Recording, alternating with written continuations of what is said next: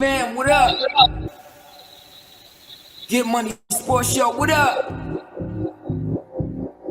It's the Get Money Sports Show, let's go. It's the Get Money Sports Show, let's go. It's the Get Money Sports Show, let's go. It's the Get Money Sports Show, let's go.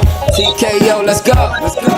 Sheriff in here, let's go. The Hawk in here, you ready? King Coop in here, you ready? D-Minus DC, you ready? We about to talk sports, you ready? You know TKO Pro, Russell Love better ask the sheriff about them Colts. Ask DC about the Braves. B-fam, it's a whole new wave. Real men, we ain't never been whiners. King Kunta gon' rep the Niners. Straight talk, you don't hear no slurs. D-Minus gon' rep the Spurs. Ask Hawk about the Seahawks, but ask him all about anything. Going hard like it's all a dream. Ladies and gentlemen, are you ready? It's the Get Money Sports Show, let's go. It's the Get Money Sports Show, let's go. It's the Get Money Sports Show, let's go. It's the Get Money Sports Show, let's go. Yeah. Let's go. It is sports time. You got DC and the Hawk in the building. How we doing this morning, Hawk?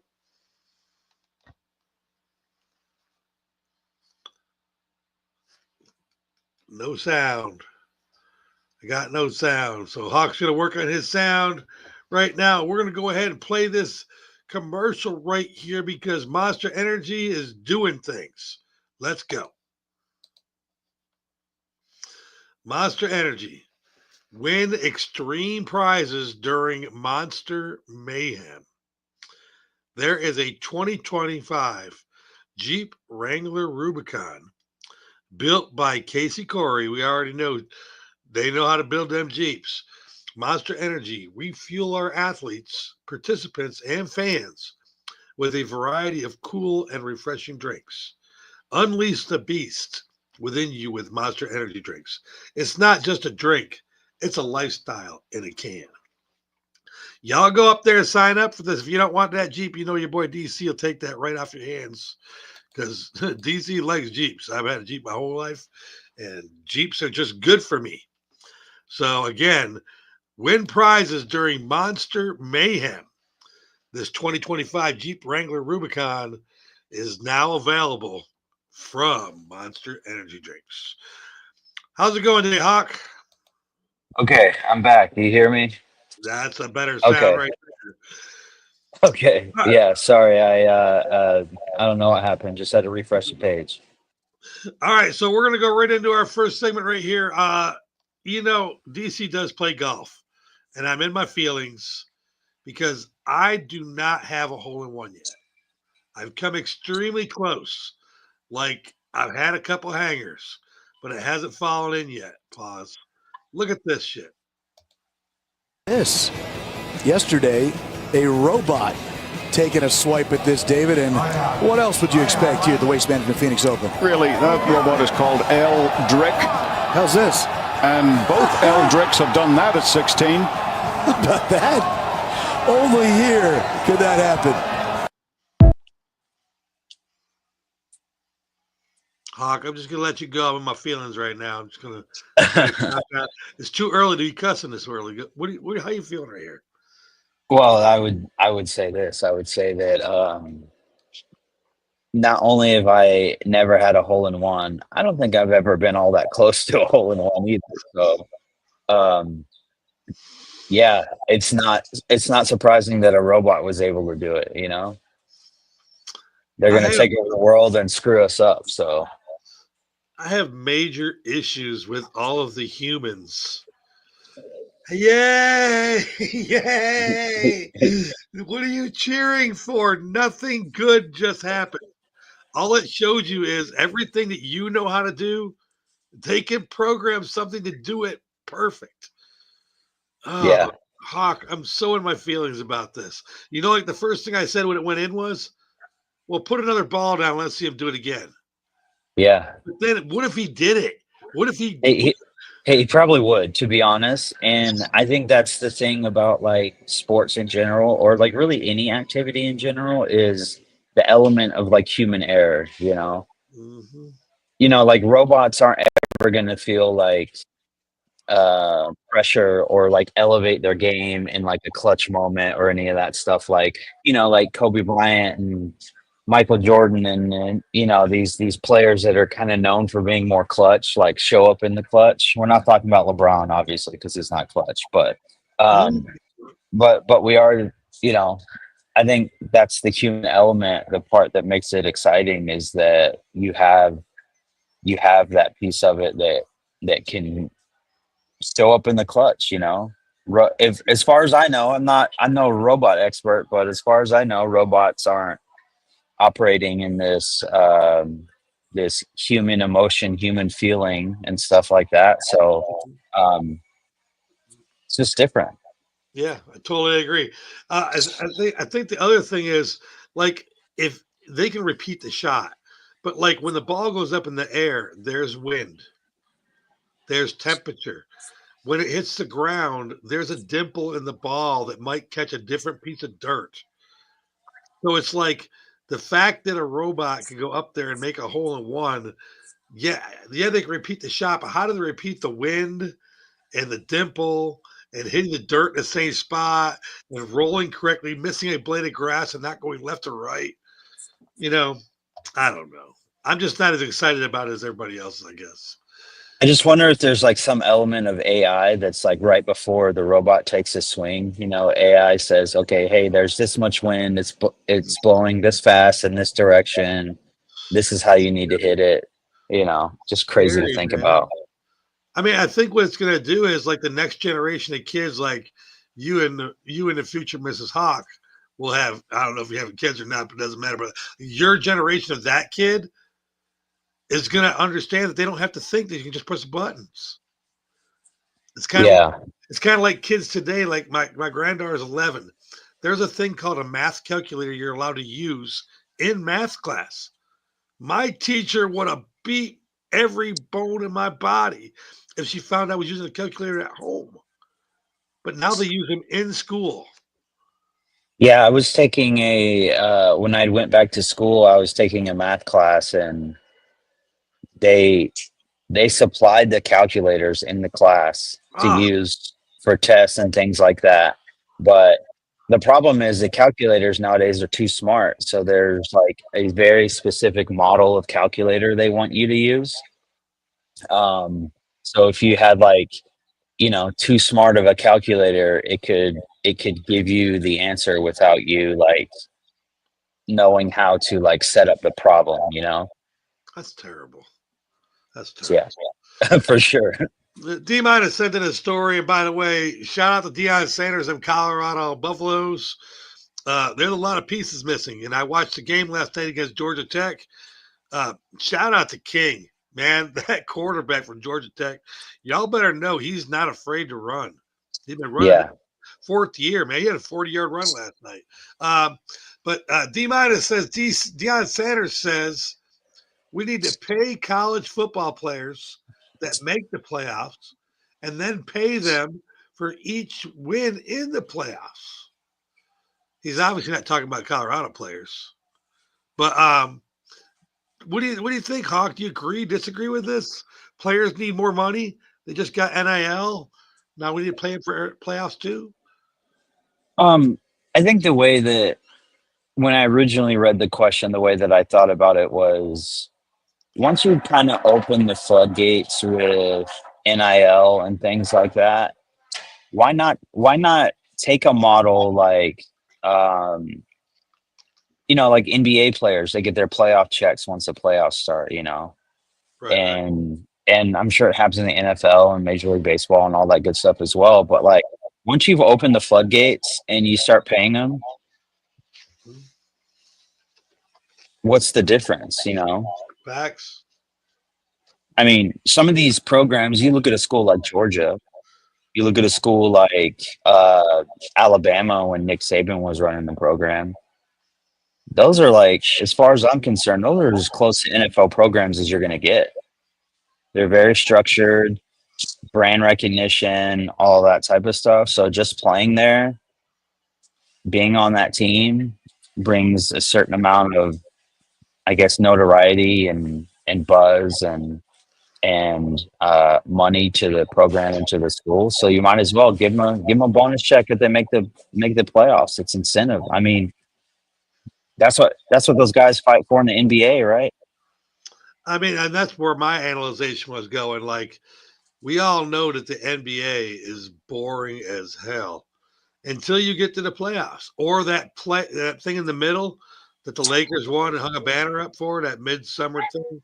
Oh, the midseason tournament. Yeah, the midseason tournament. But you know why they play there? It's got bonus money. Yeah, So, like, if we offer these kids that are already getting paid, it's not like we can mislead them now. They already know they're getting paid from NIL. If we can offer them bonus money incentives, I'm down. Let's go ahead and offer a bonus for the Heisman. Let's just go ahead yeah, and give everybody bonuses. You know what I'm saying? yeah. Why not? I'm not against it. I'm not against it. I just feel like it's going to train them to what's going on in the real world at the top level, because that's Yeah, what's going on there. yep. Kuta sent in a story. By the way, shout out to D minus. He is not here today because he is moving into his new house. And Oh, they bought a house. They bought a house. Love And it. moving from apartment life to home life, I think the coolest part as a guy is as you walk around in your house when it's completely empty and you start having these visions. D minus, the poker room is not a vision. The cigar room is not a vision. I think they're awesome visions. But isn't it funny? Have you ever walked into a house and it's empty, Mike, and Hawking, it's where how you say, oh, I'm going to put this there and this there and that there. I was more so like when I went. So my progression was apartment to duplex. So I went to a Okay, duplex, I like duplexes. and, and so for the first time when I was in the duplex, I could I could speak in a room and a person in another room couldn't hear me. You know what I mean? And so I was like, okay. Yeah, And then I have my house now, and then it's like if my kids are upstairs, I literally have to scream so that they can hear me because over time you upgrade and stuff like that. But um, I just remembered there was that, and then there was also like me walking around the ownership piece of like mhm. this is my Right. shit. This is my This is shit. mine. Yeah. Yeah, because I remember the house that I bought, and I don't want I've purchased 3 houses. I've done all 3 the same way. I don't know what it is, but like when I go back the first time, I'm pissing in the backyard. It's my land, marking my It's your territory, just like yeah. a dog. Just like a dog. So is that in there too, Mike? Is it Hawk? Yeah, it's like ownership, It's like this is mine. This is my backyard. I can do whatever I want in this backyard. It's such a good. I don't know what it is, but just it feels really good. Not so good for the neighbors if you have neighbors in the backyard, but whatever. It's my yard. Yeah. King Kuta sent in a story. Who will have the best record this year in college football? Bill Belichick at UNC or Michael Vick at Norfolk State? First of all, before we would comment on this, I want to reiterate that these schedules are much different. North Carolina is actually playing teams. I went to Yeah, isn't Norfolk State a D2 school? yes, and I'm not saying that that's not real football, but I don't know how to rank those teams. Right. So I kind of feel like I'm automatically going to say Bill Belichick because he's playing against tougher teams. But I don't think that's really fair, Hawk. Help me out. Yeah, so it's different because I actually saw I was looking at something the other day and I was like, oh, Vic's about to start his like coaching journey, Mhm. and I saw something where they interviewed him after the end of the first quarter, all that good stuff. So I knew that I was like late to the party. The game had already played, so I went and looked, and he lost his first game, which understandable, just like when Dion first got to Colorado, he had to change a bunch of things about Colorado. When he first got to Jackson State, there was a lot of change that needed to take place. And so I think Michael Vick is probably in the similar boat as far as that goes, but you're talking about two different levels of athlete at their respective universities, Mhm. and you're talking about North Carolina with Bill Belichick. North Carolina has they've been up there before, as far as being a better college football team. I don't know, and maybe it's because I don't know my history with Norfolk State, so forgive me, but I don't know if they've ever like really been up there as far as being any type of program that was taken all that seriously. So um, I I think it takes time. It took Dion time at Jackson State and at Colorado. So Norfolk State, with Vic, plus Vic was a great player. That doesn't mean he's a great coach. We gotta figure out if that is even like a good thing for him or not. We've seen players over the years that have turned into coaches and haven't necessarily been the greatest coach. All right, so here's what's going on. They're already 0-1. They lost Yeah, to Towson 27-7. Then they yeah. play Virginia State. Then they play Rutgers. Rutgers not a shit team. They played Sacred Rutgers Heart. just won. Oh yeah, Rutgers is one. That's right. That's right. They play Rutgers. They play Sacred Heart. They play Wagner, Hampton, Wolford, South Carolina State, Delaware State, North Carolina State, Morgan State, and Howard. Yeah, so they're going to lose to North Carolina State. They're going to lose to Rutgers. They're probably going to get embarrassed pretty bad against Rutgers, to be honest. 100%. Some of those programs that are more well known, Yep. they're going to lose to those teams because the level, it's the same reason for years, Alabama with Nick Saban, they always have that warm up game, Alabama week one plays the Citadel, or whoever it is. And it's money. Um, That's one thing Alabama used to give back because of the money. When you play Alabama, you get paid to get beat. oh, absolutely. I mean, listen, you're losing 56-0, but you're getting paid. 100%. Your school's making bank. Like if Yeah. Alabama or Georgia calls you for that warm up game, you're making bank. Yes, I'd love to come get my ass beat. Yeah. I mean, you try. I mean, obviously you had, when I was in high school was the Appalachian State Michigan game. Oh, I remember that game. That game was crazy. It was. I mean, I know TKO probably is not very happy about that game. It is what it is. Everyone gets an upset, Yeah. That I just mean- happens to be like an all-time upset, but yeah. I think the all time upset right now has got to be Vandy. And it's only because Who did they beat? Vandy beat Alabama, number one Alabama. Oh, yeah, yep. I mean, yeah. and I think the reason why that's the major upset is because that week they were interviewing Saban and they were asking him, and he goes, well, the SEC's a tough unless you're going into Vandy like we are this week. Everybody knows that Vandy's a rollover game. And, if you've got a team you got to play every year because during your division, man, I remember that game with Vandy. And I watched the SEC thing on Netflix. The inside that was pretty dang cool. Yeah, that Netflix is actually doing a lot of really great just like sports documentaries. Like they had that one on Florida Swamp Kings, I think it was called. That one was pretty good. That one was pretty good too. And so I don't know. That's why you can't run your mouth before you go and play someone because, just like baseball and any other sport, any given game day, like they say, any given Sunday, any given Saturday. And then baseball, it's more true for baseball because they play so many games that it's like, dude, it's really any given pitch with baseball. That thing could leave the yard in a hurry. So, I mean, that just reminds me of the Braves game the other day against the Phillies. So Kyle Schwarber's up there, and he's faced a real pitcher five times, and he's got 4 home runs. yeah. And it's a wash-up game, and we've got Emilio Bonifacio throwing 45 miles an hour, and Schwarber could be one of the few people to ever hit 5 home runs in a game. And he pops up the second. Any given pitch, any given day.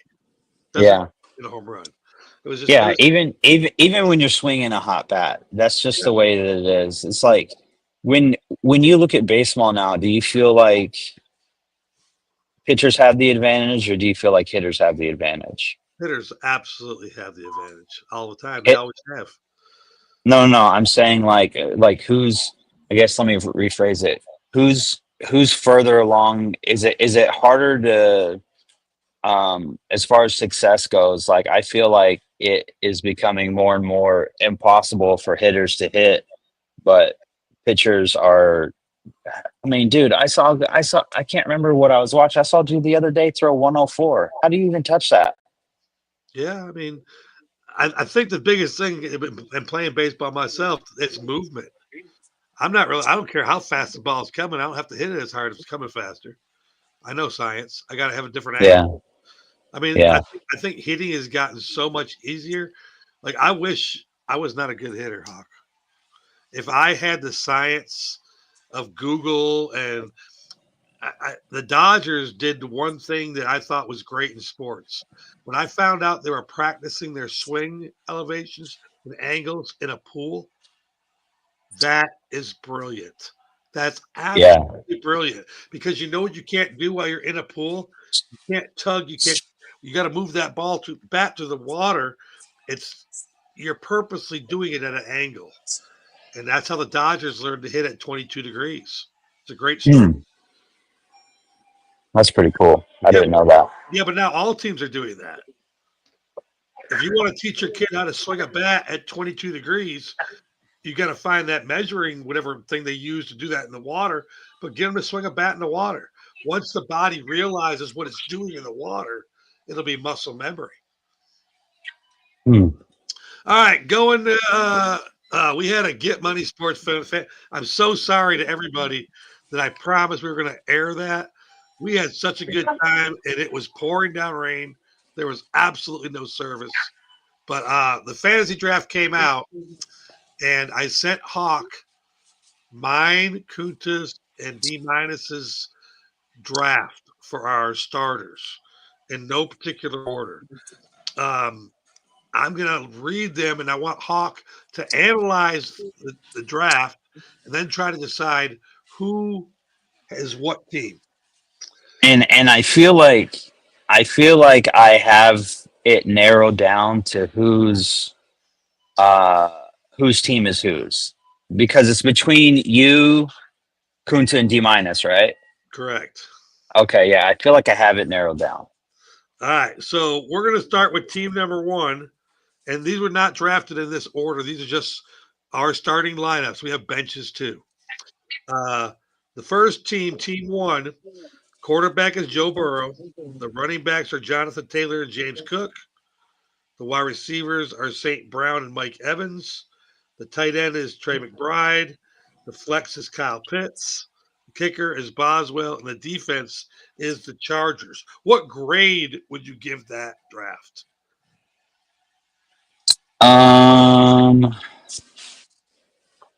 Okay, so I'd say that, I mean, I'm so bad with grades, but I mean, I think it's a good team. The only thing that I really don't like about it is Kyle Pitts, because I don't like Kyle Pitts because he's wildly inconsistent. Okay. He might get you 0 points, but he might get you 20, and he doesn't do anything consistent. And so that's my big critique. There, love Burrow, love the receivers. Taylor is the only other, like, he's good, don't get me wrong, but every time I see his like stats for a game, I'm like, I feel like there's like a little bit more in the tank. He could bring a little bit more. He could score you some more points, some of that type of stuff.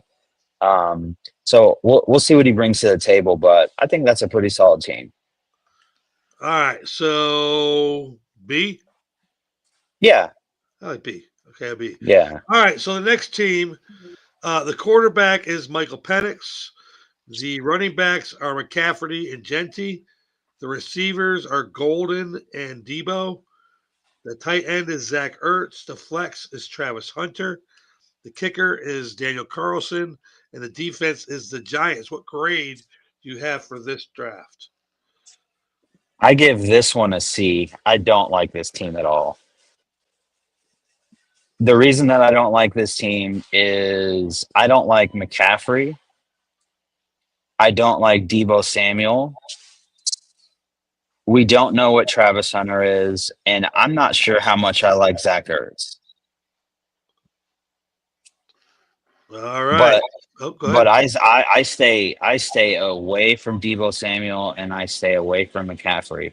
I think McCaffrey's going to end up having a better season than Debo Samuel's going to have, but McCaffrey,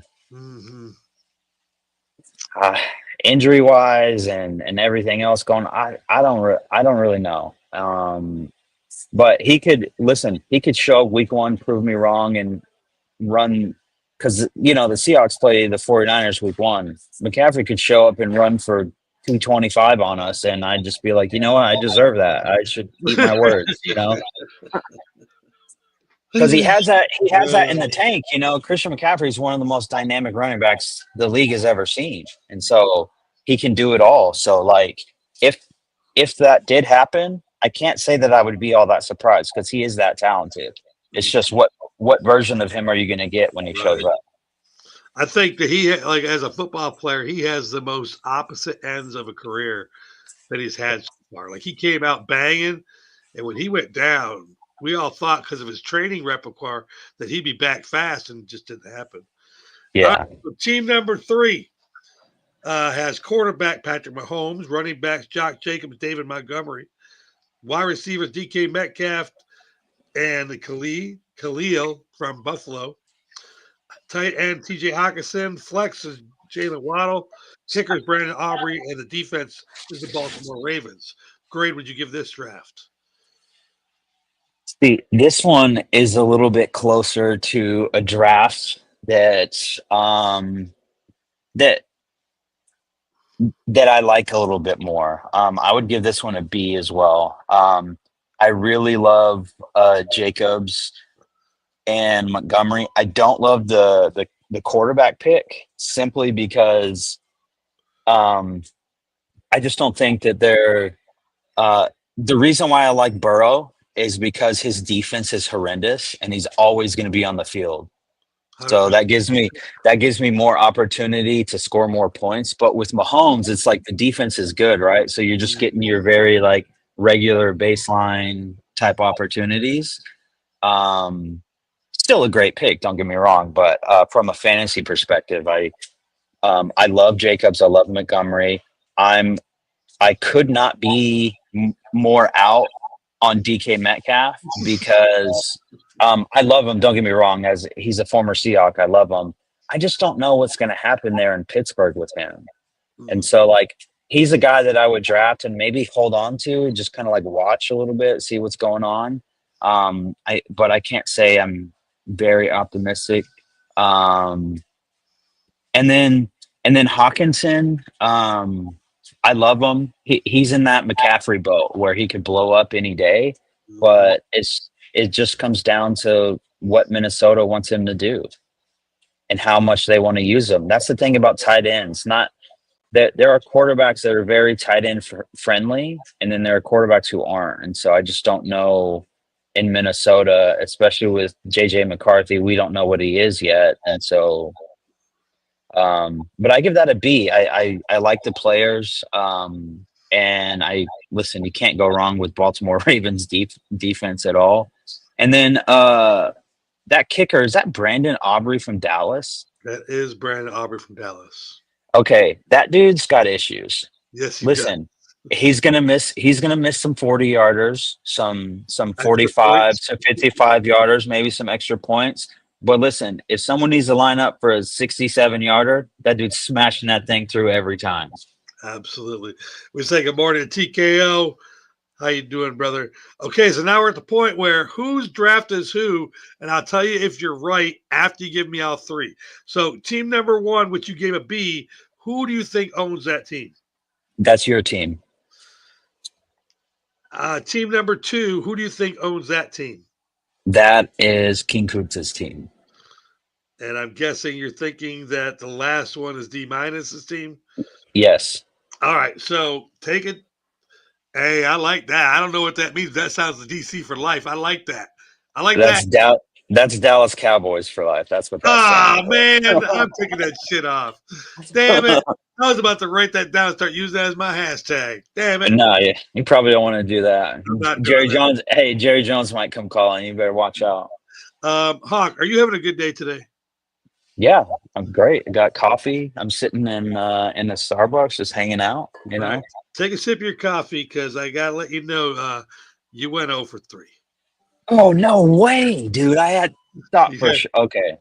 So team number 1 is D-minus's team. Mm. Team number 2 is my team, and the last team is Kuntas. Okay, so I hate your team. In other words, I'm all right with that. Here's the funny part. Okay, when we went to the draft, while we were drafting, I had forgotten that I had not clicked offline draft. So the draft actually happened. Okay. So I get back home and it's all on there, and I have an A+ draft. I didn't even look at it. I just looked at it auto picked for you and everyone else. I auto picked in the 7 hole. Okay. Okay. And I had an A. When I inserted everybody correctly, I went from an A to an F. Tough. All right. And they told me that I drafted out of order. They said my team was good, but I drafted out of order. And I think this is the problem when people look at these drafts. You have to know what your points are in your league. So now, Mike, if I told you that this is a quarterback and running back heavy league. Okay. Quarterbacks get points for passing, for attempts. They get points for receptions. They get points for fucking everything. Okay. Now, if you look at Burrow, Penix, and Mahomes, obviously Burrow is definitely the best quarterback there. I mean, he's from a fantasy perspective, he's probably going to get the most points. Yes. Right. So I went with my quarterbacks. I went with Penix, Stroud, and then really late in the round, I went and got Cam. I got Cam Ward because he was sitting on the board, and I'm like, wait a minute now. I'm not just going to let him sit there. Yeah. I got minus points for taking my backups. I got an A for Penix. I got a D for picking up CJ Stroud, and I got an F for picking up Cam.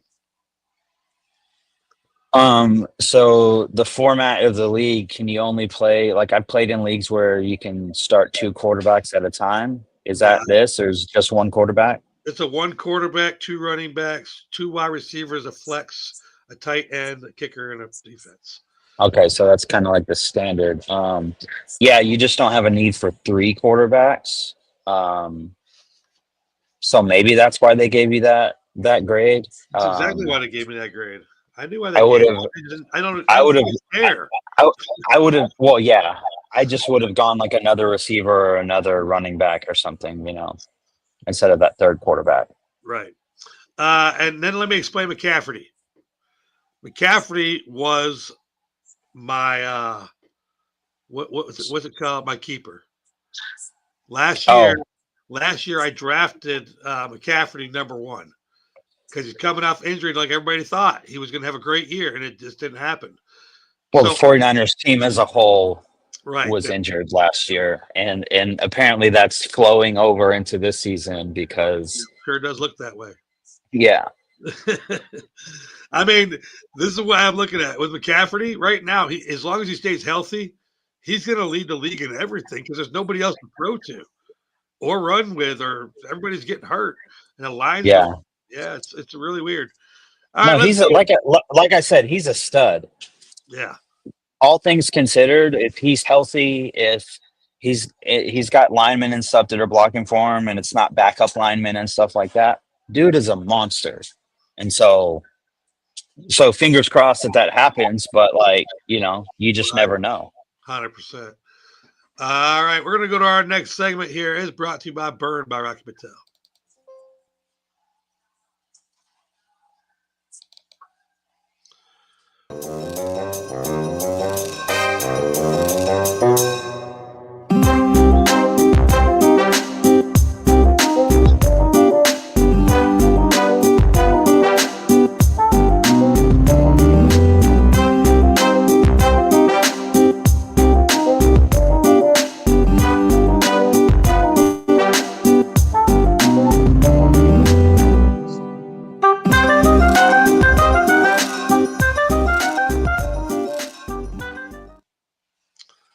segment is brought to you by Burn by Rocket Patel, located in the Battery at Truist Park, open daily from 4 p.m. to midnight, Fridays and Saturdays till 2 a.m. So, Mr. Hawk, you were at the fantasy football draft with us one year. And, Mrs. Hawk says, you turned to her and said, what time do I need to be home? And she says to you in these exact words, just wake me up when you get home. What time, if the draft is at 10 a.m., what time does that equivalent to as a good husband? I feel like reasonable time. If the draft starts at 10 a.m., 2 p.m. All right. So at noon, we got done with our draft. And then me and Kunta and some of the other guys and D- went over to Burn. And we got the VIP table and we started smoking and eating and drinking. Moscow mules were going fast. I looked down at the clock. It's 3 o'clock. D- looks over at me and he goes, and by the way, D- had his wife right there with him. This is very important to know. Karen comes every year and she waits on us. And I mean, really waits on us with no bullshit. I don't know how she does it because she's not that nice usually. But she's awesome when she waits on us. And the food was great, but she's there. So you need to know this part. So I look down at my phone and he goes, DC, you told us. She said she's going home to nap. Wake me when she gets up, man. You're not leaving here at 2 a.m. That's when we close. And I'm looking at him and I'm like, okay, I'm going to have another cigar. Now it's 5. I look down at my phone and now there's a text there. And it says, are you having fun? How do you respond? God, dude, that's difficult. Because before I ever got that text, I would have already sent the text, hey, you should come up here or come up here and hang out. I'd be like D-Minus's wife is up here, and and try and make it like an attractive offer instead of just someone hanging out with a bunch of you're hanging out with a bunch of your husband's friends. But All right, are you having fun? It sounds like a trap door is what it sounds like. all right. So that's pretty cool that you said that because this is the text I sent back. Yeah, it's cool down here, man. You should come down and I'll have supper with you down here. I said D-Minus's wife was here and Booty brought his wife too. So Sydney's here. Shelby's here and you know her too. She says, no, I'm just going to relax. Wake me up when you get home. Now, Hawk, what do you respond now? God.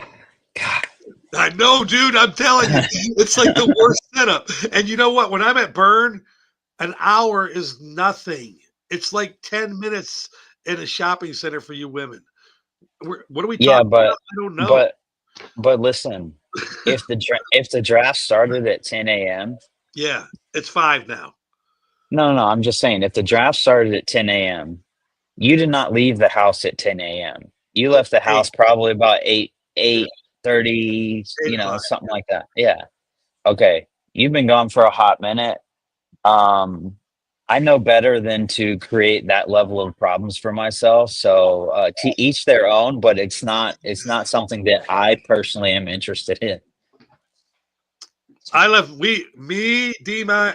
now Leroy left a little earlier, but me and the rest of the boys that all stayed there from 10 a.m. We left at 7:30.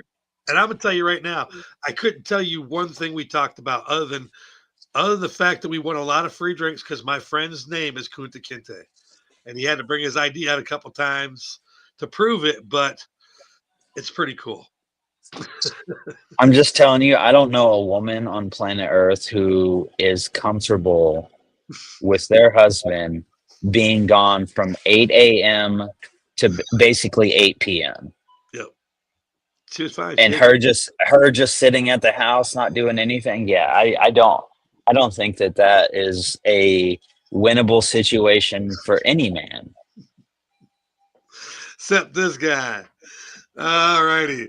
Okay, let's go into fill in the blanks here. I just wanted to share that little burn moment because most of the burn moments, they're kind of crazy, but that was kind of cool.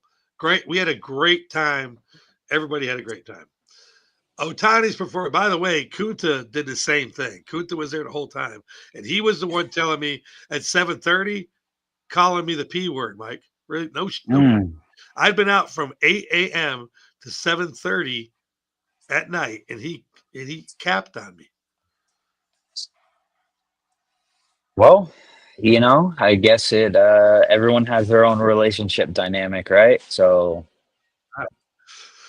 speaking of dynamics, Ohtani's performance was blank as he threw 4 innings against the Colorado Rockies, the worst team in baseball, giving up 9 hits, 5 earned runs against the worst team in baseball currently. What's the answer we're looking here for, Mike? The word is abysmal because Nice. we're talking about the worst team in baseball. We're talking about a team that struggles to play any type of runs or largely hit the ball. Hit the ball. And then you go out and you do that. Mm-hmm. Abysmal. Abysmal. My word is lackluster. I told people when he got hurt that he should never pitch again. And they're like, oh, you're wasting the greatest arm of No, you're not. The bat's what's up. The same thing happened with Babe Ruth. Babe Ruth was a great pitcher when he was young, and then he started hitting and he gave up the pitching. Y'all got to listen to DC once. It might be for a while, but Ohtani is not a pitcher. I know y'all want him to be that great pitcher, but just let him be the Babe and go hit the ball. Paul Skeens, ERA after 50 career starts is blank at only 2.02 and is the lowest ERA since 1902 in baseball. Hawk. Oh, I have to say, it's impressive because I think we've talked about this before with especially when it comes to professional sports is you might have a good year or a good few series or whatever, but once kind of like film gets out there on you and they kind of pick up on tendencies or your tells or whatever, like guys have tip pitches and stuff like that and all that. They start to figure out, but Skeens has stayed extremely consistent, which for a major league organization, you got to love. And it's not just consistent where it's like, oh, he's middle of the road, whatever. He's barely over a 2 ERA, which is great. At this point in the season, that is fantastic. Absolutely. And so if you're D-, you gotta love it. That's a fact. Hawk, you were actually on the show. We're all about predictions here, and I keep track of them. When he had his 25th start, we were all talking, and we did a prediction. What would Paul Skeens' ERA be after 50 career starts? And I said that it would be 2.09. You said it'd be 2.30, and TKO said it'd be 2.23. But do you remember Matt? Matt. He had a cool name. I think it was like Matt Stacks. That's what it was. Oh, yeah. Matt Stacks predicted that his career ERA would be 2.02. Oh, perfect. On the money. And that's exactly what it was. So, Matt, like I told people, when you come on our shows, you make predictions. I hope you put a little money down on that because that would have been a winner. Congratulations. So, Hawk, I know I put a trivia question down here. Did you look it up? You're pretty. No, honest. I didn't. Okay. I didn't look it up. Okay, so you're a pretty honest guy. Anyways, I would have asked you anyways. Name the only, and you know what? You're not here at McIntyre's, so we'll give you a gift card. A $25 gift card from McIntyre's Bakery, but it'll be a Visa gift card. Actually, this is a gift card from Burn. I think last time I won a trivia question and I won a gift card, I believe I gave it away to You gave it to Kuntz. you or I gave it to someone. Yeah, but isn't there a Yeah. bird in Seattle? I don't think so. Let me look. I think he's got one in Seattle. He's got 3 birds. I think it's Seattle, New York, and Atlanta. Okay, let me look. Either way, but if not, we'll give you a $25 Visa card if there's not a bird in Seattle. I think there is, though. Oh, Burned by oh, no, there's one in Indianapolis. That's what it was, Indianapolis. Okay. Yeah, Atlanta. There's one in Oklahoma. Yeah, nah, not in Seattle. Okay, so we're going to give you a $25 Visa card if you get this question right. Name the only NFL team to have the number 1 offense and the number 1 defense at the end of the regular season, but not make the playoffs. Okay, so do I have to tell you the year of the team, or can I just pick a franchise? It's got to have to be the year. Ah, damn it. 'Cause I think everybody knows the team. I actually have no clue on this one, but if you were gonna say you were gonna let me pick the just the franchise, I'll throw a random year in there. I'm gonna pick the Buffalo Bills, and I'll say 1956. That is incorrect, and it's much sooner. Okay. I thought you would have had this one. It is the 2010 San Diego Chargers. Oh. How is that even possible? Number 1 offense and number 1 defense? What? And not make the playoffs. That just means that just means that Phillip Rivers must have been turning the ball over like crazy. That's who it was. It was Phillip Rivers, and they had Tomlin. Was it Tomlinson? I can't remember who it was. In 2010, probably still had LT. I think it was Tomlinson, and he had the fumbleitis. He just he had 3 fumbles yeah. that game like that. They had one game that they had it was just bad. It was bad the last 3. That's crazy. They were so far ahead that the end didn't really matter. All right. Pretty cool trivia question right there, especially getting to stump the Hawk because he's pretty knowledgeable. All right, we're going to go spice it up. Let's go. Oh, man. Spice it up, cater the fantasy draft. Oh. We were eating all this stuff at 10 a.m. Like it was breakfast. It was so good. Oh. Chicken for breakfast sounds great. Dude, we had smoked chicken, rib tips. We had, I don't know, it's like it's like tuna salad, but it's got diced eggs in it and pickles. Okay. Dude, it was so good. We were eating on Ritz crackers like poor people. It was so good. Dude, I would have been doing the same. It was so good.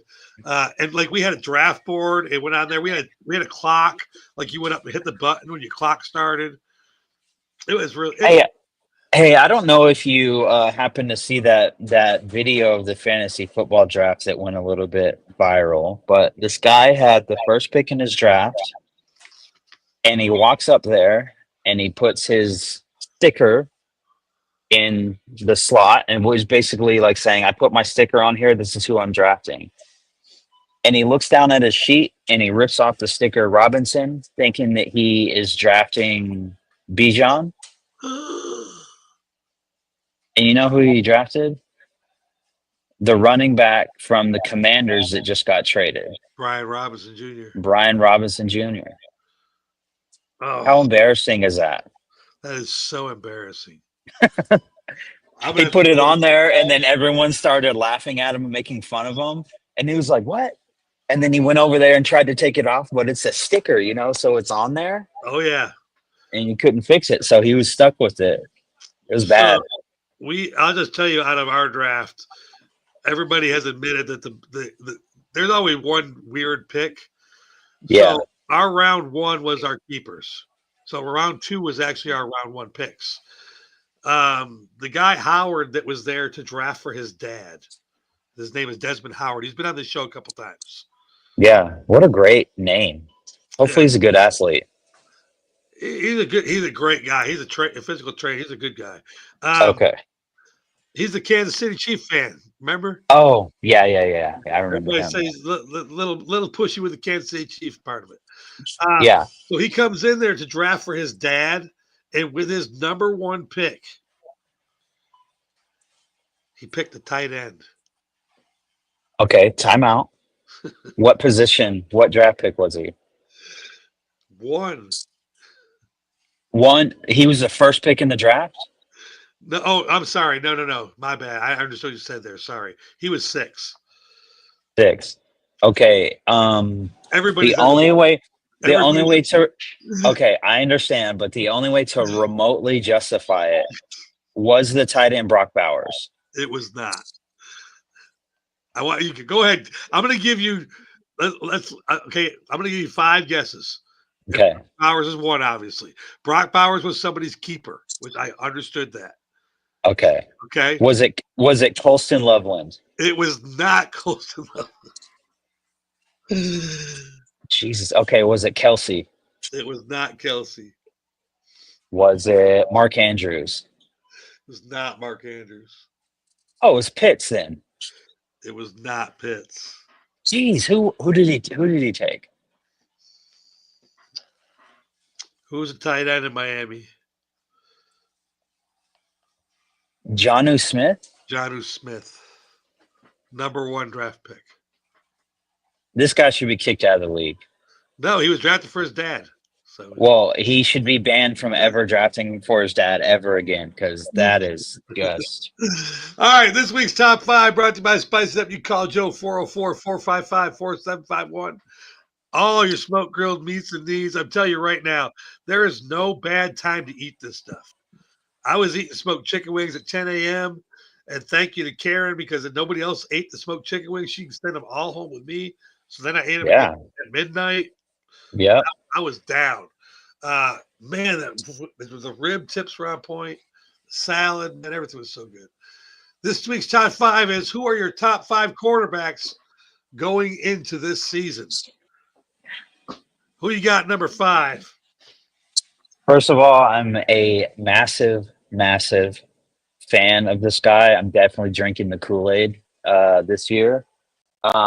Number 5 for me is Baker Mayfield. 100%. I think that Baker Mayfield is a great quarterback. He found the perfect home in Tampa. I'm pretty sure the Buccaneers have won 4 straight division titles. Baker Mayfield, he just figured it out. You know, he kind of bounced around, got drafted by Cleveland, left Cleveland, had that weird thing where he signed with the Rams on like a Monday or a Tuesday, played on a Thursday night football, ended up winning the game with very little time with the playbook. And then after that went to Tampa. And I just think that it's just a perfect match. The people there love him. I'm very, very high on Baker Mayfield this season, and the reason I didn't put him higher is because last year he was much further outside the top 5, and so I just think he's on his way, and I think he's going to have a great season. So I put him at 5. Yeah, I would have no argument with that whatsoever. My number 5 is Jalen Hurts. I feel like he's trending down. Still a phenomenal quarterback, but I feel like he's trending down. I feel like he's getting into the Patrick Mahomes mode. And if you guys are looking for Mahomes on my list, you're not going to see him there. He used to be that great quarterback. Now he does what he needs to do to win. And I kind of feel like that's what Hurts does. He's not going to overperform at any time. He's just going to do what he does to win the game. He's a very good leader. At number 4, I've got Lamar Jackson out of Baltimore. If Lamar could just win that big game one time and get that monkey off his back, I think he'll go down in history. I just think he's a stud. He just needs to get that extra step up, and hopefully Derrick Henry's menu planning for him helps out too. This will be his second year with him. Hawk, who you got number 4? I got your guy Jalen Hurts that you just mentioned. I think last year he really benefited from a very strong defense and a very strong run game. I think this year that maybe Barkley doesn't have quite the same success. I think he's still going to be very good. I just don't think he's going to have the because like last year was like Stellar. it was an example. Well, last year was an example of when everything goes right. You know, And his pets too. the Eagles, the Eagles already. Landon Dickerson's hurt already, so he's on the offensive line for Philly. So that's a little bit different. A lot of people throw a lot of like shade and critique at him, but like the dude can throw the ball and they can have a passing attack, but why have a crazy passing attack when you can run the ball and no one can stop you and your defense is great? There's no point. So I have him at number 4. I think he's gonna have a better statistical season as far as passing the ball goes. And so I'm looking forward to seeing that. And you know, he's shown it before that he could throw the ball. So it's not really an issue in my mind. So I like him as a player. I think he's great. So 100%. What you got at number 3 brought to you by Spice It Up? okay. Number 3 for me is Joe Burrow. We talked about this earlier. His defense is terrible. He's going to be throwing the ball all over the yard. He's a great quarterback. He probably throws the football to the best receiver in the league. Jamar Chase is a freaking animal, and what's not to like about him? He's a great quarterback. I just think he's awesome, but the team isn't as well rounded as some of these other teams with elite quarterbacks, and so he damn near willed them to the playoffs last year after, you know, when did they start 0-4 or something like that, or whatever their record was? I don't remember, but I think he's great. I think he's been great since the day he stepped foot in the league. So I like him. I wish he'd come down and have a cigar with us one time at Burn. That'd be fun to smoke one with him. Probably has some good stories. At number 3, Oh yeah, man, Terry McLaurin broke my heart. Signed back with Washington. He's not going to be a Raider. Oh, that sucks. Anyways, all that sophomore slump shit, and you can forget that. Jaden Daniels is definitely number 3 on this chart. The guy is a stud. And I hate that we have the rumor of the sophomore slump, and I hate that it works all the time. But, man, you're going to see this kid. He's got his number 1 receiver still. I got Jaden Daniels at number 3. Moving on up to number 2, top 5 quarterbacks going into this season, brought to you by Spice It Up. I got Josh Allen at number 2 because he's a dog. He's just a straight dog. They were asking me about Georgia football the other day on a podcast I was on, and they said, well, what do you think Gunnar Stockton? I said, Gunnar Stockton, if he could put on some weight, is Josh Allen. That's just the way it is. Josh Allen is not afraid to run, likes to be hit, has a shotgun arm, plays in shitty weather. So I can't see anyone being stronger than Josh Allen except for my number 1. Hawk, who do you got number 2? I like Lamar Jackson at number 2. I think win the big game and you're good. You know, he's done everything else right. He's won MVPs. He's done everything he needs to do. Just win the big game at this point. But yeah, Lamar's number 2 for me. All right, here we are. We're here at Spice It Up, brought to you by Spice It Up. Our number 1 quarterback going into this season. Who you got at number 1, Hawk? Number 1 is Josh Allen. Returning MVP, has a real chance at winning back-to-back MVPs, and just like Lamar Jackson, win the game that you need to win. Beat Kansas City in the AFC Championship or whoever it is, and you're not really going to show what you're worth until you beat the greats. You know, you got to beat Lamar, you got to beat Mahomes, you got to beat some of these other guys, and so Josh Allen won for me. My number 1 brought to you by Spice It Up is Joe Burrow. I feel like what he did last year at 0-4, he is going to show you that he doesn't need defense to win games. He's just going to score more points than you. I think he has the two biggest weapons in football. I think they added a good run game this year, two strong tight ends. I think Cincinnati will hands down win that division. I think Joe will beat both Mahomes and Jackson this year. You're going to see him sitting back with a cigar coming out of the AFC North. That's just my opinion. It is time for baseball, my favorite time of the day. Brought to you by McIntyre's Bakery.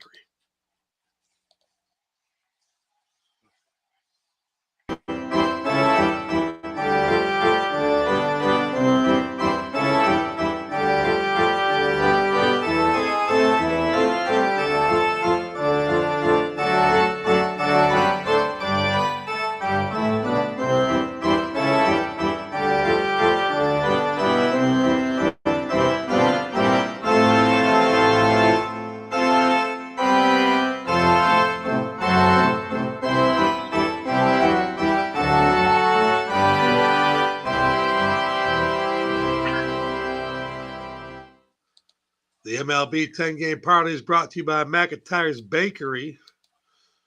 Super the best since 1947. Stop in at 1184 Concord Road in Smyrna, Georgia. Tell them DC sent you down there for some of the Brunswick stew. That's right. It ain't just a bakery anymore. Of course, donuts, breads, and cakes are always made fresh daily. Call 770-434-3115 to place your order today. And they do Uber Eats. It's pretty cool. Week 20 is in the books. We skipped last week, so I'm talking about old news now. I found that out when I sent the wrong games. DC has 115 wins. D- and the Hawk have 114. TKO's at 110. King Kunta is at 108, and the Sheriff's at 106. Everybody is finally back over 50% or batting 500, and I like that. That's what Get Money Sports is all about. Hawk, how you feeling about catching D-?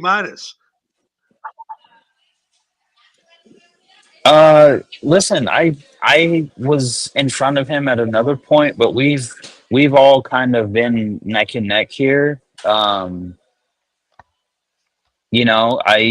am kicking myself for still not sending scores in that one week, and so or games in that one week, and it's kind of screwing me over because I think that I would probably have a lead somewhere, but yeah, I like that we're all neck and neck, and because like even you having the lead, we're not too far off from it, so That's not it's a lead. anyone's game going down the stretch here.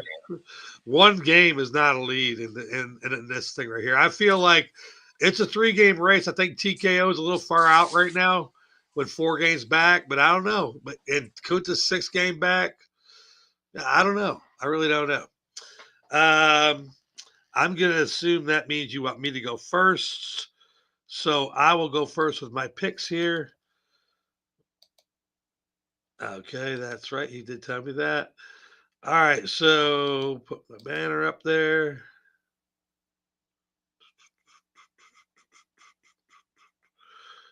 $ 4D apparel. And we'll go to these picks here. Last week I went 8-2. That is 3 weeks in a row at 8-2. It is time to start hitting that Cash App again. I feel like I'm wrapping it up here at the end. I'm in the home stretch. So let me get the Brewers over the Blue Jays. The Brewers are really hot right now. Give me the Mets over the Marlins. Give me the Red Sox over the Pirates. Give me the Phillies over the Braves. Man, the Phillies are playing good baseball.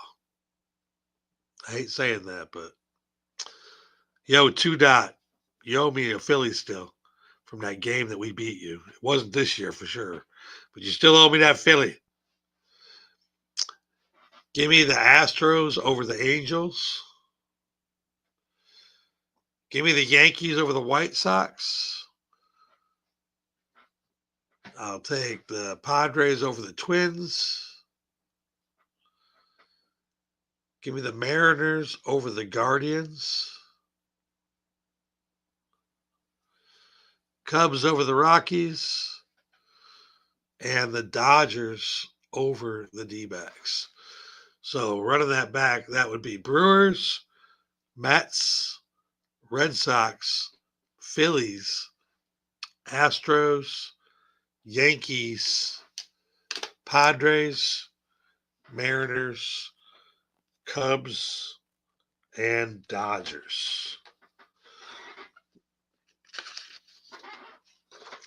All right, Hawks coming in right now. That was perfect timing. I just finished my picks for the day. Again, that is Brewers, Mets, Red Sox, Phillies, Astros, Yankees, Padres, Mariners, Cubs, and Dodgers. All right, Hawk. Get your label up there. There you Yeah, go. sorry. I was having a little bit of a connection issue there, so just switched over to my phone. So hopefully it just let me know if the connection's not good, but I think we're good.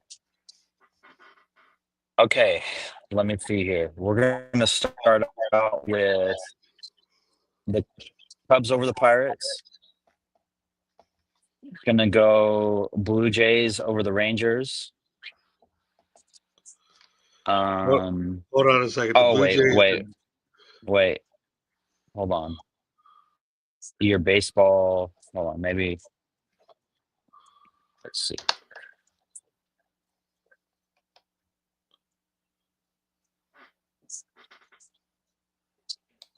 Sorry, that's my fault. I clicked on the wrong outline. I got you here. All right, hold on. All right, go ahead. Okay. Let's see. Okay, so Blue Jays are playing the Rangers, correct? Blue Jays are playing the Brewers. Okay, so I don't have the correct one then. All right. Let's see how we're going to do this here.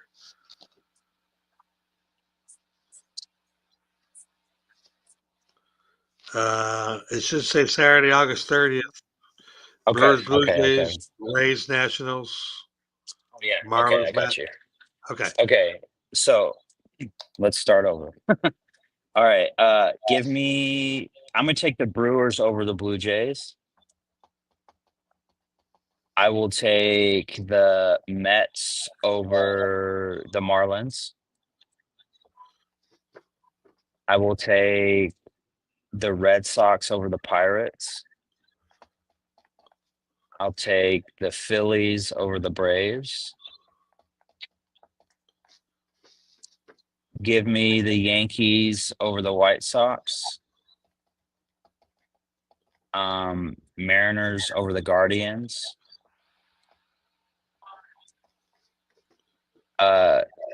Tigers over the Royals. Orioles over the Giants. Cubs over the Rockies, and the Dodgers over the Diamondbacks. All right. So running that back, we got Brewers, Mets, Red Sox, Phillies, Yankees, Mariners, Tigers, Orioles, Cubs, Dodgers. $ DMB11. Hook up the Hawk with his picks. He went 7-3 last week. That's a good week. Now, time for our commercial. Brand new commercial from Gatorade. What? Gatorade?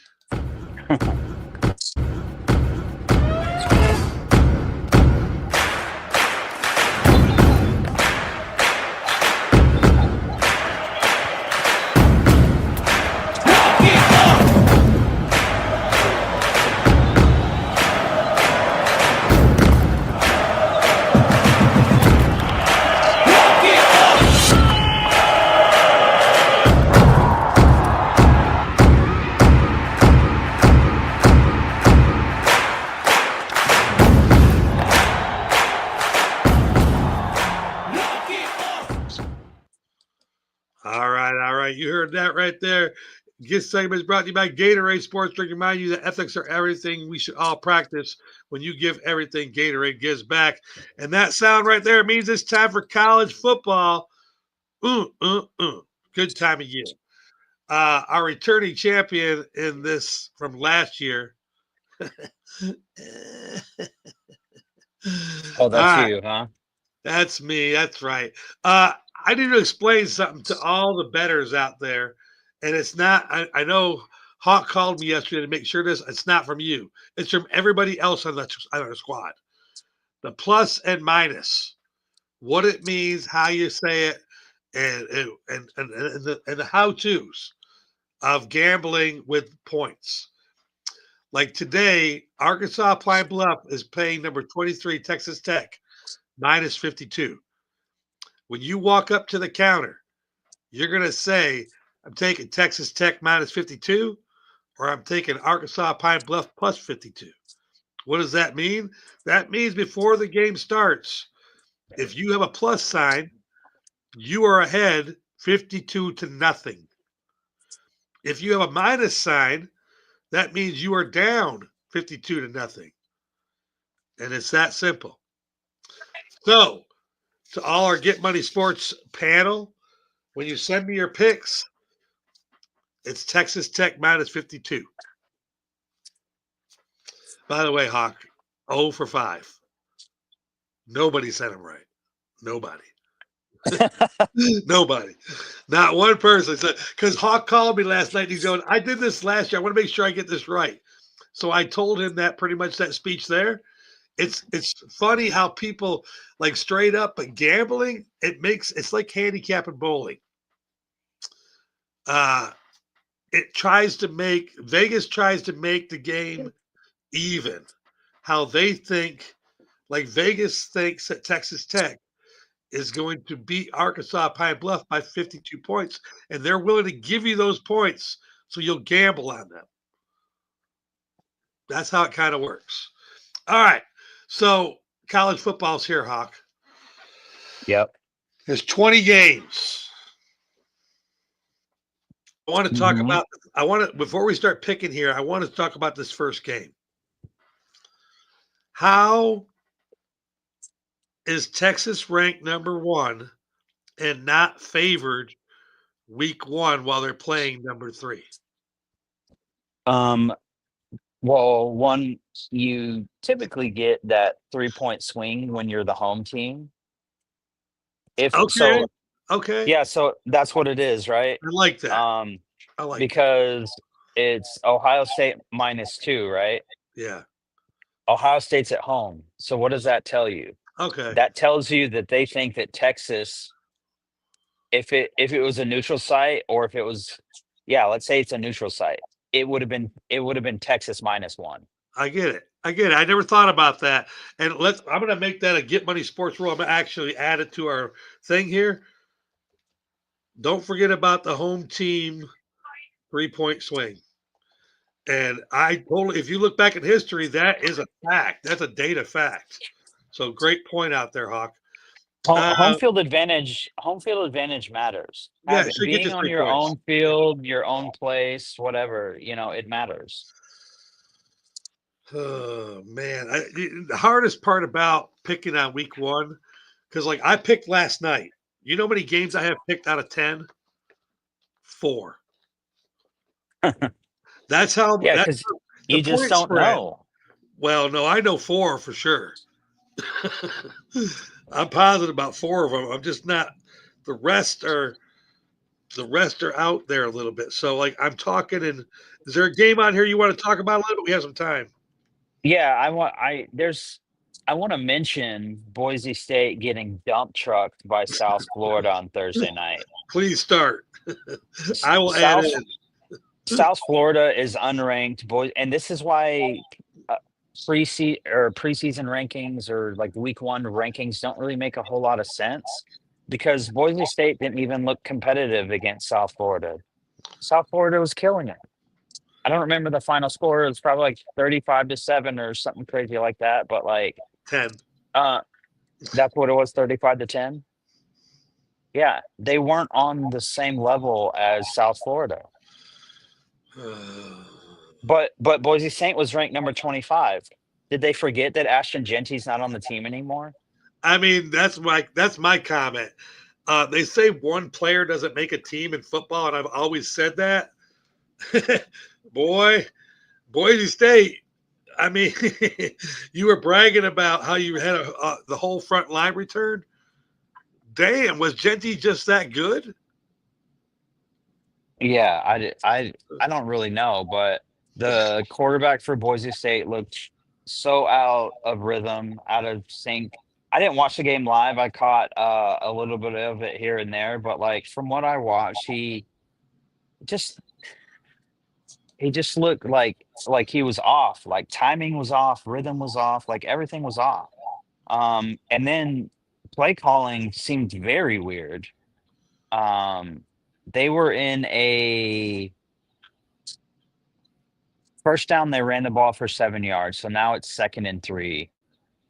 And they go back-to-back fades, incomplete, punt the ball. I'm like, you were in a 2nd and 3. So I don't know what they're doing.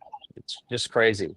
But the game that I really want to that's what it was. 34-7. I was trying to find the Army game, but Army's not ranked. I wanted to talk about that game too. Do you remember what happened there yesterday? I could pull it up for you real quick. Army played a game yesterday, and they returned. They had a strong team last year, and they got beat by something state. Like a huge upset. Yeah, hold on, I'll tell you. Yeah. I think because we have so much time with these picks, I think we're just going to go down the list and talk about the games. And if you happen to be picking that game, we'll just talk about it. Because I have 4 more picks to make, and I'm going to probably talk about them to get it to happen. I just don't feel like and we'll just start at the bottom and wake our way up. Yeah, that works for me. Let's see here. I'm trying to. Army played.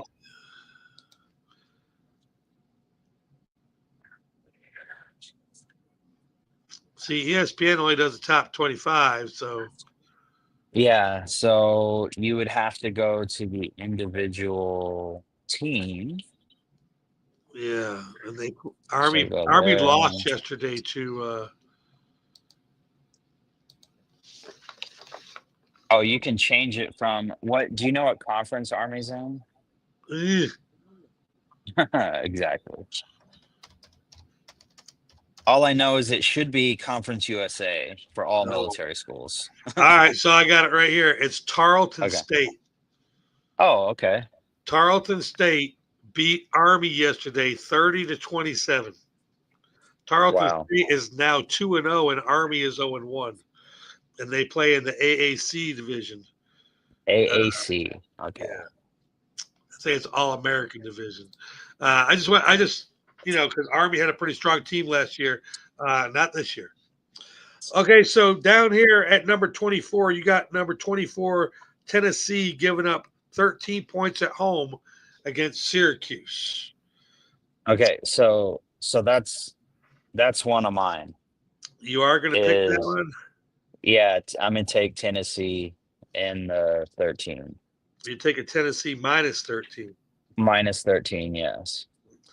Okay, so you go ahead and talk about that because it's not one of my picks. So you feel like Tennessee's going to cover at home? Yes. I don't know who I'm supposed to believe and take seriously on Syracuse's football team. 100%. And I think that's the main thing for me is like I just don't see it. Tennessee's got a good program. They've got good athletes. They're always up there recruiting wise. They get kids, they get plenty of good athletes there. Syracuse, not so much. Probably because I feel like you have to be pretty damn smart to go to Syracuse. That's awesome. I'm on the fence with that one. I'm not sure. I might come back to that one, but I'm not picking that one right now. Going number 23, Texas Tech, minus 52 at Arkansas Pine Bluff. I am definitely picking this game. I'm taking Arkansas Pine Bluff and 52 points. I am ahead 52-0. I don't care who you are. I don't think anybody's scoring 50 points this week. I just Yeah. don't see it happening. I think that's way too many points. And that's one of my picks as well. I'm right there with you. Like I don't like the 52 points.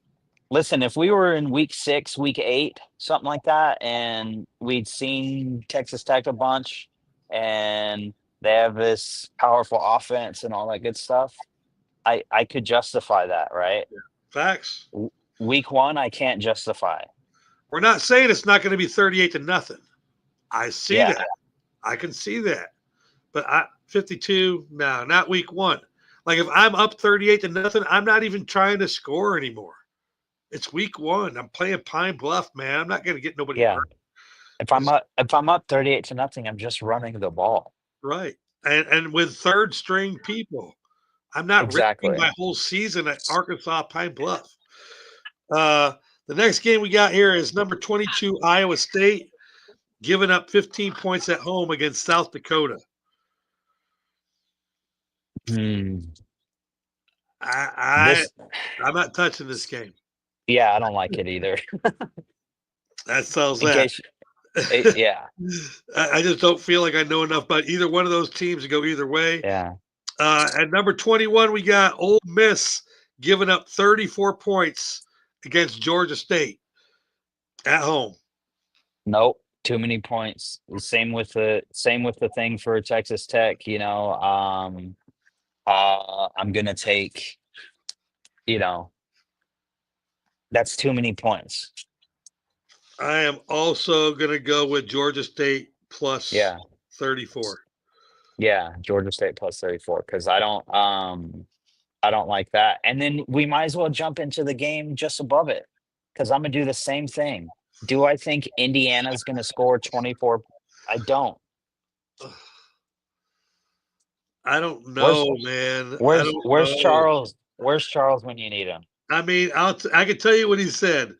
In his text, the only one that he got phonetically correct was Indiana to cover, and it's all in caps. And it's, of course, his last picks. He said Indiana to cover. I just don't know. Because it's week 1, that's why I'm going that way. I just don't know that Indiana is not going to score 21-0. Yeah, but are we 100% convinced? You're taking Indiana. You're taking Indiana minus 24. Or no, you're taking Old Dominion plus 24. You're taking OD plus 24. Okay. I'm on a fence there. I'm not going to go with that one. Texas A&M minus 24 versus UTSA. That's close. I don't want to touch that. Yeah, I'm not touching that one either. Number 18, Oklahoma minus 35 at home against Illinois State. I'm taking Illinois State in those points. I was leaning that way. I just don't. Oklahoma has no quarterback, and I mean, if your running game is there, 5 touchdowns is an awful lot of running. That's how I don't think Oklahoma's winning by 35. This could be I'll do the same because I don't 14-0, maybe 14-3, 14-10. I don't know. Yeah. And I have disdain for everything Oklahoma. So I knew I could sell you on that. So yeah. I kind of might have dragged you there, so it might be my fault. Number 17, Kansas State minus 25 at North Dakota. North Dakota at number 17, Kansas State minus 25. I'm not getting involved with that. You want to touch that one? You got 5 in right now. No, I'm gonna leave that one. Okay, East Texas A&M at number 16, SMU minus 51. Yeah, this is one that I'm taking. Actually, I'm definitely taking East Texas A&M. Eat them with 51 points. Yep, I'm right there with you. There's some pretty wild numbers on this list. I don't know if you've realized that for week 1. Yeah, I have. I'm about to get in trouble too. My girl is definitely a Florida fan, and I didn't even know they played football at Long Island University. As soon as I heard Long Island University, the first thing I thought about was, Iced tea. no, I was thinking about Eddie Murphy when he's at McDonald's, and he says, "Oh, I go to the University of New York." I'm like, I didn't know Long Island University played football, but they're facing Florida at home, minus 45. Give me them points, Hawk. Hey. Yeah, dude, is Long Island University an all online university? Like, how are we supposed to know if they have a football team or not? Is Florida going to score 45 points? That's the question. Yeah. You think Yeah. you think they're going to score 45 points? Yeah, I'll give it to them. So Might you're as going to might as well run a gamble on one of them, right? Let me gamble on this one. so you're going to go Florida minus 45. Yep. All right, I like it. I love it. Okay, next one up, we got New Mexico at number 14, Michigan, minus 34.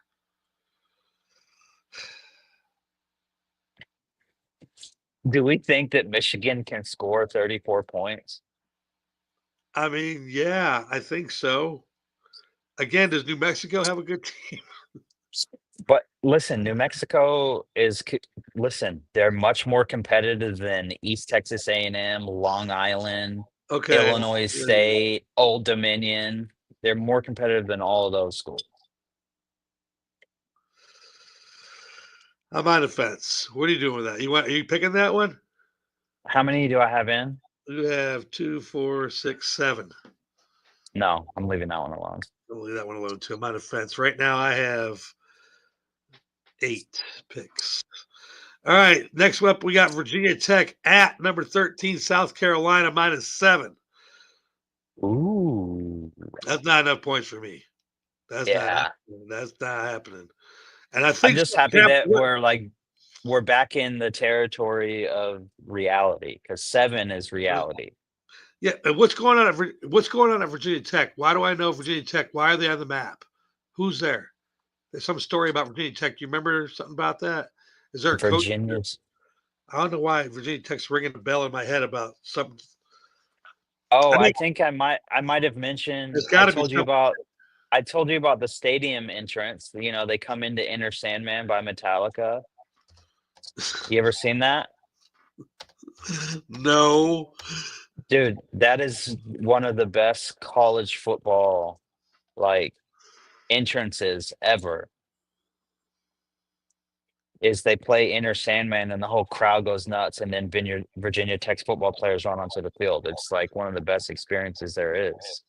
I'm trying to figure out why are they only favored by 7 against a strong South Carolina team with returning players. Yeah. Like let's see. what's the story here? Here, let's take a look. That's what I'm looking Virginia. at. Look right here. I don't understand why, because I think something's going on at Virginia Tech. Like, what's going on there? Isn't there something new going on at Virginia Tech? Like if they got a new coach or something like that. Is that what you were thinking? Yeah. Hmm. Oh, yeah. No, it's Kyron Drones. It's the quarterback. Oh, okay. Maybe It's that's Kyron why. Drones. It's Kyron Drones. Okay, yeah, because they got a returning quarterback. He's a senior. It's just that's a low point spread against a top 25 team, unranked team. I'm not touching Yeah, that. because the ESPN has the total at 51.5.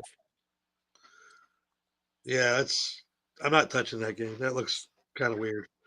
Next one up here, we got Northern Arizona at number 11, Arizona State minus 28. That's not a home game because Arizona is in Arizona. So I would call that a neutral site game. Yeah, I'm not interested in that game. me either. All right, next up, we got number 8, Alabama on the road and Florida State giving up 13 points. I like Alabama at -13. On the road. I Yes. also like that. Alabama -13. So that puts me at 8, right? 2, 3, 4, 5, 6, 7, 8. Correct. Okay.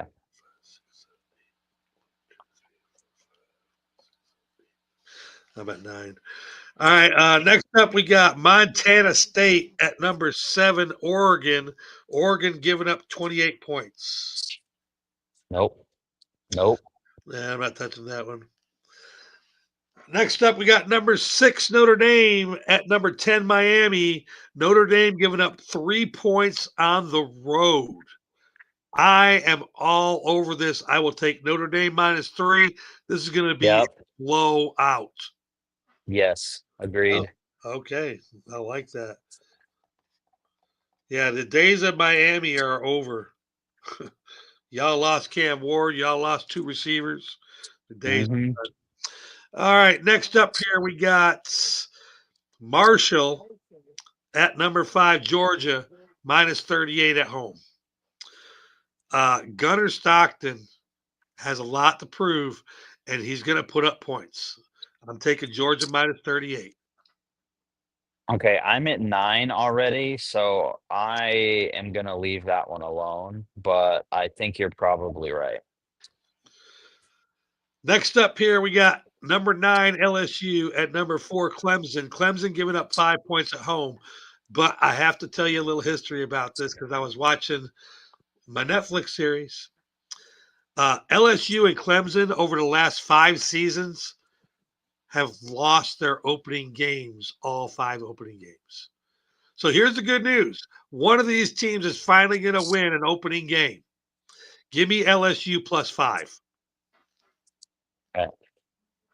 I'm gonna leave that one alone because we're just doing 10, right? Yep. Yeah. My 10th is gonna be a different game. So Go ahead and talk about it. I know what's coming up. yeah, it's Texas and Ohio State is my 10th. Oh, hold on then. We got to go to number 2 then. Yeah. Nevada is going into Penn State, and Penn State's giving up 43 points at home. I actually think they're going to cover this, but I think it's going to be just that close, so I don't want to touch this game. Yeah, Penn State, they might win the whole damn thing this year, honestly. I'm with That's you how quietly. yeah. Quietly. All right, talk about this top game. Convince me I have one pick left and I want to go. Okay, so Ohio State lost everyone, including coaching staff, and Texas last year made it to the national championship with their first, second, and third string running backs all having torn ACLs, and they're all back this year. Arch Manning is at the helm. I think that 2 points is honestly disrespectful for the number 1 team in the country.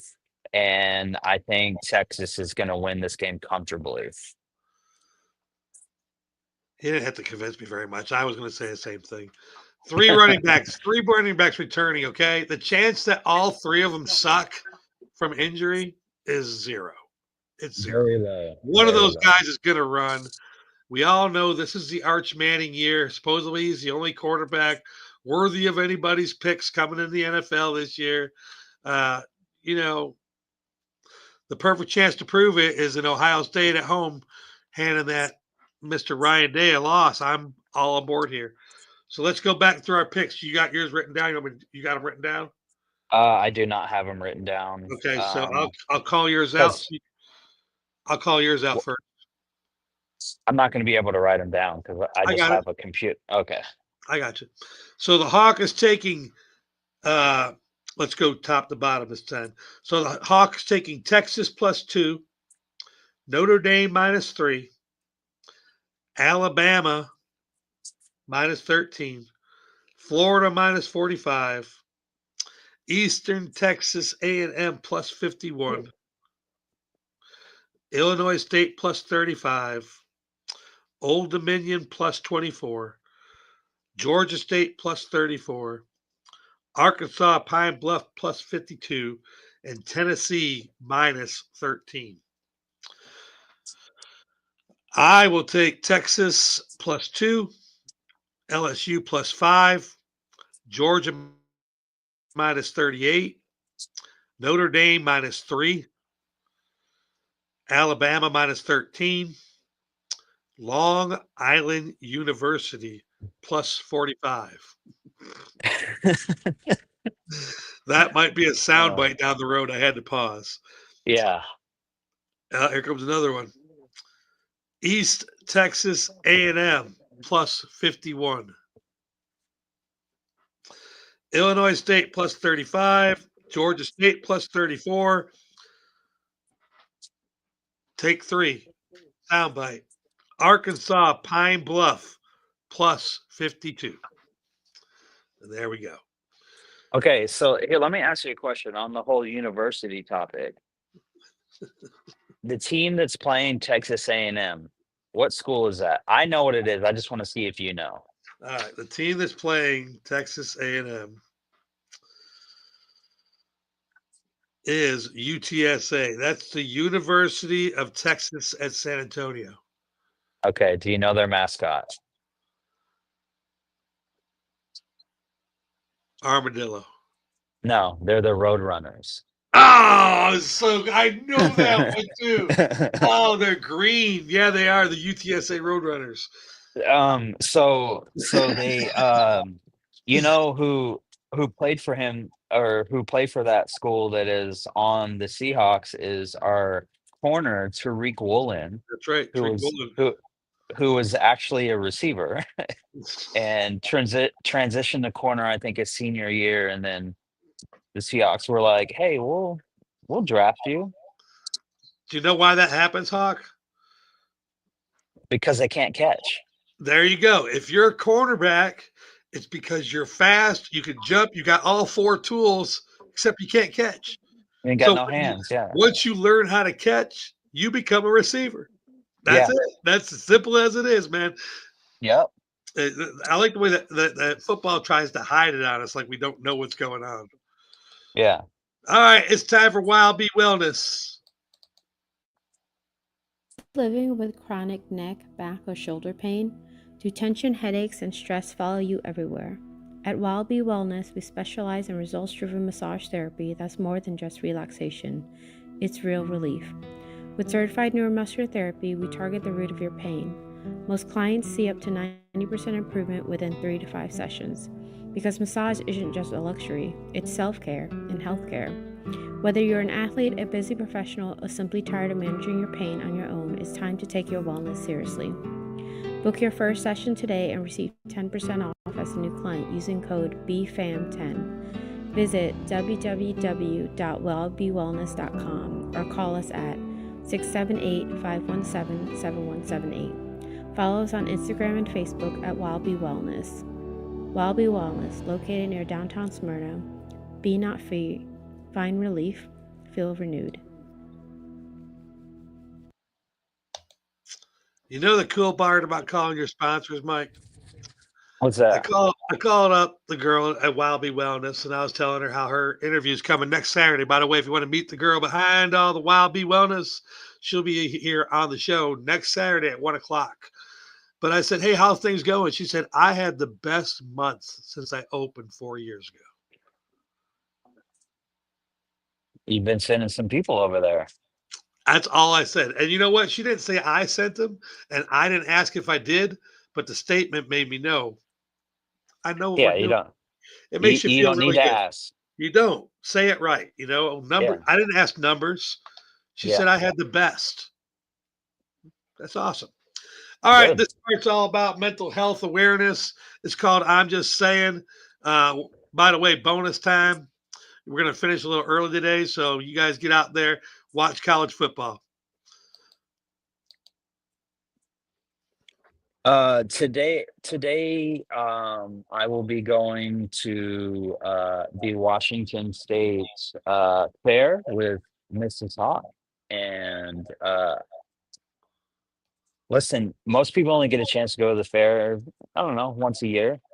eat all the deep fried crap and all the desserts and all that stuff. And I just want to say, because this segment is very much about mental wellness, go and if you get a chance, go to your local state's fair and eat the crap while you can. We're gonna go put some eyes on some pigs and eat some food and be pigs ourselves. And so, if you get the chance, go out there and do that. I'm just saying for today. So I gotta know at the fair when you go to these fairs like that, what's your go-to? Like you're walking around, but you have to save room for what? I don't know what they call them in other states. Here, okay, you have to understand something. So in the South, people like to do like I think they call them like the elephant ear. It's like it's like deep fried bread, and they put like syrup and chocolate and powdered sugar and honey and all that stuff all over it. But Yeah. here in Washington, they have scones, which is like a biscuit, and they'll put butter on it with like some type of like strawberry jam, raspberry jam, whatever. They're very, very good, and they're made great here. So I will be getting that here, but I'm in for the giant Funnel cake. what well it's what feels like it's like a 10-pound corn dog is what it feels like the corn dog is huge. I like to get those, but we're gonna eat good today. And by good I mean fat as hell. I like the way he says we're gonna eat good today. Not one thing he's eating today. He's gonna have a good water, but he's not Yeah. eating anything good. No. 100% understood. All right, so I'm just saying, Rob Manfred, finally something you're doing at baseball I like, and I only like it because it advantages me completely. Um, he has made this new proposal for 8 divisions in baseball with 2 new expansion teams. So I'm just going to read these off real quick, and then I'm going to say, way to go, Rob Manfred. The new Northwest Division will be the Mariners, the Giants, the Salt Lake City expansion team, and the Colorado Rockies. Way to go, Mariners. You'll never lose your division again. Hopefully. The West Division, dude, the Giants, the Rockies, and an expansion team. Come on. The next division is called the West Division. Oh, by the way, these are the ones. There's going to be an American League and a National League still. The West Division is the Dodgers, the Angels, the Diamondbacks, and the Padres. That's a very fair division. The South Division is the Rangers, the Astros, the Royals, and the A's. Way to go, Astros. You'll never lose your division again. Here's my favorite. It's called the Southeast Division. It's the Rays, the Marlins, the Braves, and the expansion team out of North Carolina. Way to go, Braves. We'll never lose our division again. We're in with 3 small market teams. Here's a division that bothers me the most because I love it. The East Division is the Yankees, the Mets, the Phillies, and the Red Sox. 4 powerhouse teams.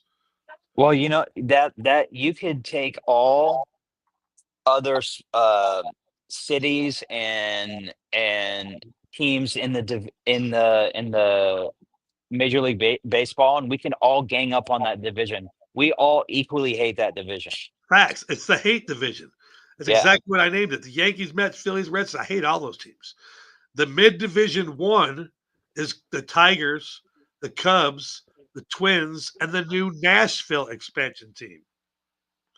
The mid-division 2 is the Pirates, the Guardians, the White Sox, and the Reds.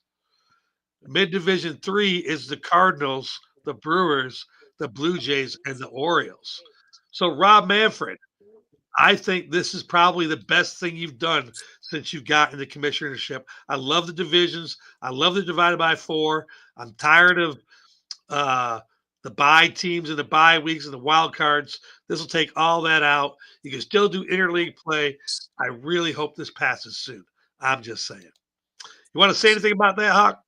Yeah, I'm actually very curious about that because I did see that. Is this something that he's bringing to the owners to vote on, or like what are we thinking? I mean, the main thing is two of those expansion teams. I've never heard they're expanding yet.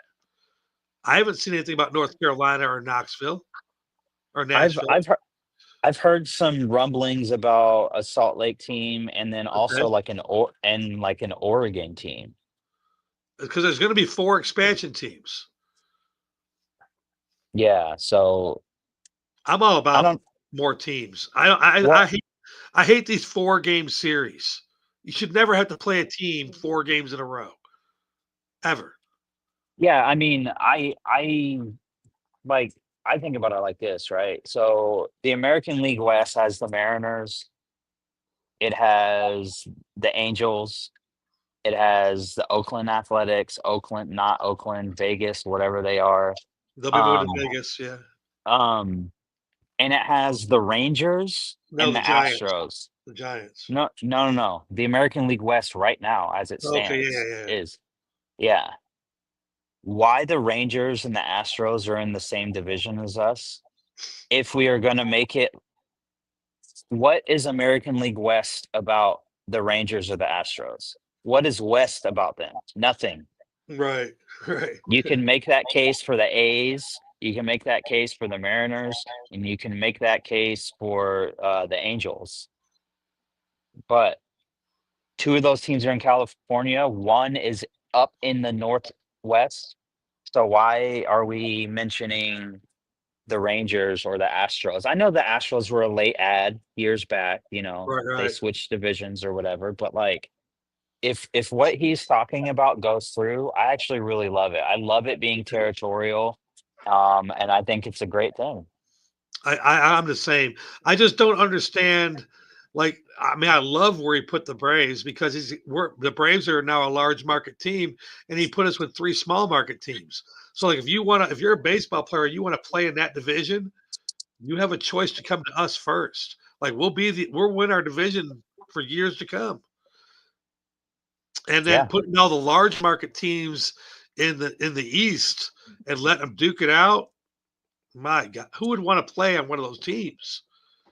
First of all, that road trip to go play that division sounds miserable 100%. because you got to play those teams, the Philly, Yankees, New the York, Red Sox, Philly, New York, and and Philly. Boston. Yeah, no, I'm good. Yeah, yeah, I'm with you. And then think about ours down here: Florida, Atlanta, and North Carolina. That's a vacation. Yeah, I love that. Personally, I would be like, heck yeah, sign me up for that. All right, well, we're going to cut out of here early. Y'all enjoy your day, your Labor Day weekend. Y'all behave, eat lots of food, and catch us next week at 10 o'clock. Yes, sir. Appreciate you, bro. Yeah. Set the world in motion for this smashing graduation. Tonight is the night.